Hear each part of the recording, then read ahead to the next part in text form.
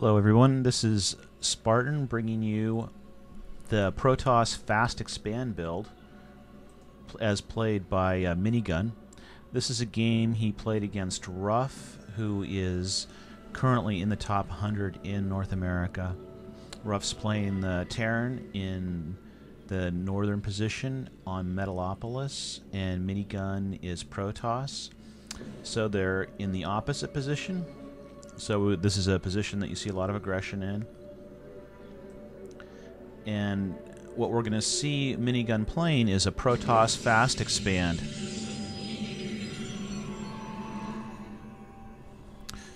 So there goes the 9 pylon. And the basic idea of the Fast Expand is only to get one gas and only one gateway.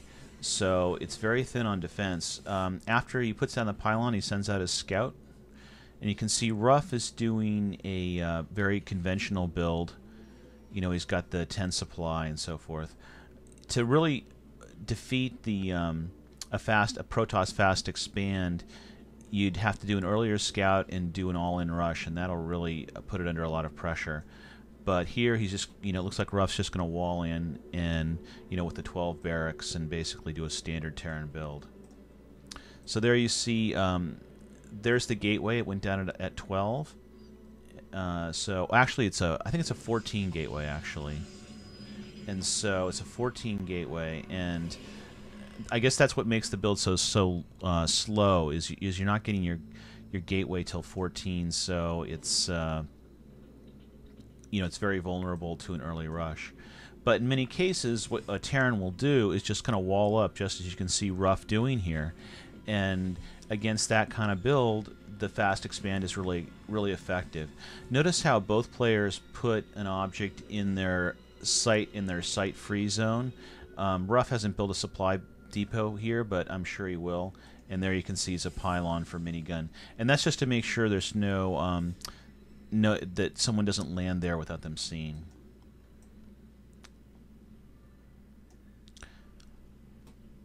So Minigun, like I said, he's just going to get one gas, one gateway, and what he's going to do is chrono boost out some zealots for defense, but that's just going to be his only defense until he fast expands. And scouting is really important with the fast expand build because you really have to know if the other guy's going to rush you, because if he does, you're going to have to micro like crazy to stay alive. Luckily for Minigun, he's not going to be facing any early pressure. You can see RuFF's just simply getting a few defensive Marines, and that's it. But when RuFF comes in here with his own scout, he's going to see, oh my gosh, there's just one gateway. And when he sees that, you know, obviously that's going to change his strategy, and he's going to try to do some aggression. But apparently RuFF is more of a macro type player, so it doesn't really suit his style to do early aggression. And it looks like he's just going to continue with his original plan, which is a 1-1-1 build. You can tell, you know, when you see that early double gas for Terran, you know it's going to be a 1-1-1. And so you can see he's building the factory. He's going to put down a tech lab right away. That's going to be used to slap create a starport with the tech lab. He's going to switch the two, and you know, maybe get out some banshees. So now with the cyber core, RuFF is able, Minigun is able to produce a couple of quick stalkers, and that's important because if you get marine rushed, it's important to have at least 1 or 2 stalkers ready to deal with the Marines, because the Marines can potentially kite the zealots. Now that he's put up his fast expand, what Minigun is going to do is try to distract his opponent. Right, he's going to send his stalkers up here and sort of harass RuFF a little bit, and the reason for that is he wants to. By putting some pressure on RuFF immediately, he's not really trying to kill anything, but what he wants to do is distract RuFF so RuFF won't scout him out. Like if RuFF does a scan right now and sees this fast expand, he'll do whatever he can to attack it. So by creating this little sort of fake pressure here, Minigun distracts him so he doesn't think of doing the scan or doing any scouting. So you can see now Minigun's pretty confident. He's got the fast expand going up, and so meanwhile what he's going to do is build a couple more gateways and a robotics facility. So in other words, it's going to be a colossus build, and he's going to be able to pump out the colossuses with once he gets the fast expand running. If we look at the income tab, you can see RuFF is running way ahead of Minigun right now, and that's just because Minigun has devoted a lot of resources to getting his fast expand up, and the need to have the pressure of having to put out those early military units. Like he had his chrono boost. There's the minivac, and it's gonna medevac, and it's just gonna go around. Now, of course, when this medevac comes in, it's gonna discover a fully operational fast expand, and so now he's gonna be like, whoa. So he drops the hellions right in the fast expand and starts going to town on the drones. You can see those hellions are blue flame hellions. So you can see they're eating up those drones. Like that hellion's got three kills by itself. So Minigun took some losses there. It looks like he lost 9 drones in that attack. So that kind of compensated for the fast expand. You can see by killing all those drones, RuFF has now gone into income lead again. If you look at the unit composition, it's 29 to 30. So even with the fast expand, RuFF has sort of balanced the tables temporarily with that little raid. What he really should have done is continued that. If he had another raid ready to go, and there we can see there's his second raid ready to go. See, what he should really do right now is try to just push with those guys. Even though Minigun's got some forces here, RuFF really should have pushed because he's got a temporary army advantage. We can see right there's the army advantage, and he really should have used that. But you can see RuFF has a very slow, steady style of play, and that's going to work against him when the Protoss is fast expanding. Like you can see, Minigun's catching up very rapidly because once he has those 2 bases producing probes, he's going to start to out macro RuFF. Because RuFF is only just starting to put his second miss.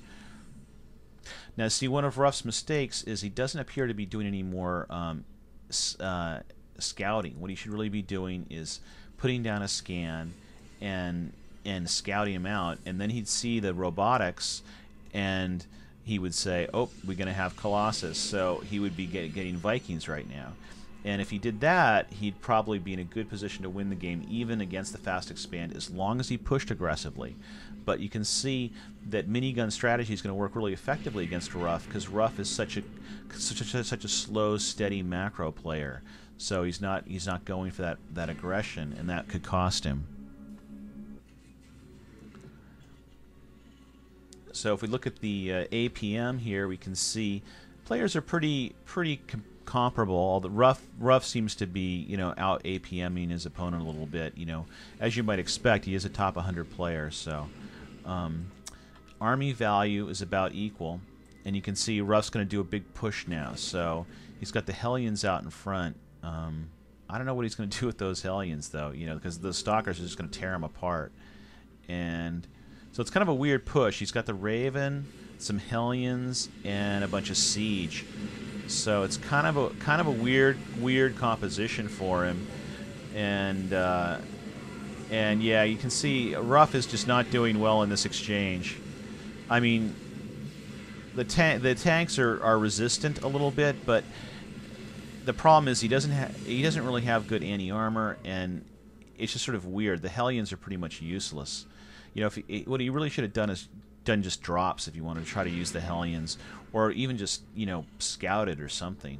So I'm not sure what RuFF was trying to accomplish there, but you can see that he really paid for it. He had a lot of losses there. Maybe he was just trying to create a distraction to build this base. I don't know. Well, anyway, Minigun's going to take advantage of that mistake by RuFF by poaching a couple buildings here. If Minigun was really bold, what he could do is just take those Colossuses, step up here, and then take out all of RuFF's SCVs. That would be the right thing to do. But he's going to be a little bit more conservative and just poach a few buildings and maybe a tech lab. Unfortunately, these stalkers do not have blink. If they had blink, it'd probably be all over right now because he could just take out the main. But what happened is, RuFF kind of showed up with these with these siege tanks, and Minigun kind of chickened out. I mean, he probably could have gotten a lot more out of that attack just by stepping up there and taking out those SCVs, because those colossuses are so much more mobile than the tanks that, you know, they can just ravage the other base. But Minigun's just going to play it really slow, and because he knows he's got the economic advantage now. If we look at the income, well, actually, it's not that. See, Minigun can looks like that SCV is not going to last long.